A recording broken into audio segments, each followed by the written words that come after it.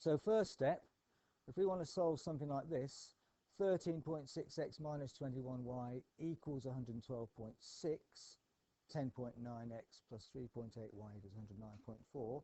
We've looked at that, we reminded ourselves of the algebraic way to do that, which was, if you remember, to try and make either the x's or the y's the same, so that we can then eliminate them. Well, that's not easy to do with a situation like this. And you can imagine in an environment where you're doing some engineering, highly unlikely you'll have whole numbers.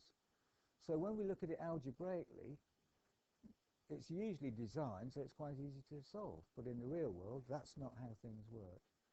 So to try and solve something like this algebraically, we'd have to use substitution. We'd have to rearrange one of these formulae, say the top one, to read x equals something, and then put that into the second formula. So we've only got one unknown, the y. But I think you can see that that wouldn't be straightforward. Better way to do it would be to plot them on autograph. Plot this first function. And we can write it in exactly as it's written there. So if we were to fire up autograph,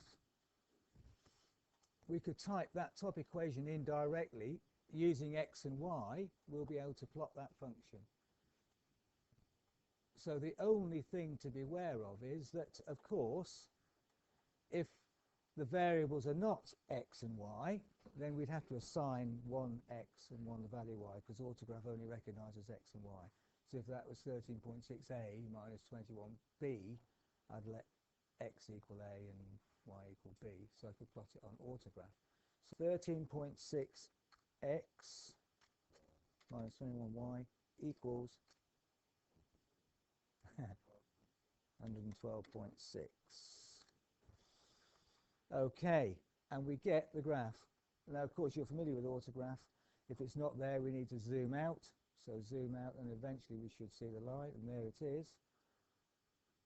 Ah, look at that. I left off the x, didn't I? So that's why we got just a straight line, because x is not in there. Okay. There we go, that's better. Okay, so that's the first function plotted.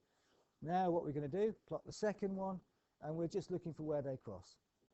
And there we go. So now we have the facility on autograph to zoom in on that function. So if you were plotting something like this for your assignment, I would suggest that at this point you copy that page, put that in by going to page. It's a reminder, isn't it? Copy pages bitmap there, and then put it into Word. But what we're interested in is zooming in on that solution. So zoom box in on that point. So now I can zoom in on that point and end up with values for x and y.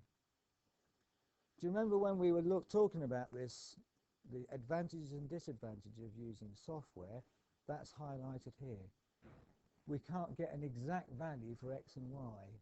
It's just a matter of how far we zoom in. I can now estimate x as 9.71 something, 9.712, 713, and y as 0.93. If I wanted a more accurate value, I'd need to zoom in further.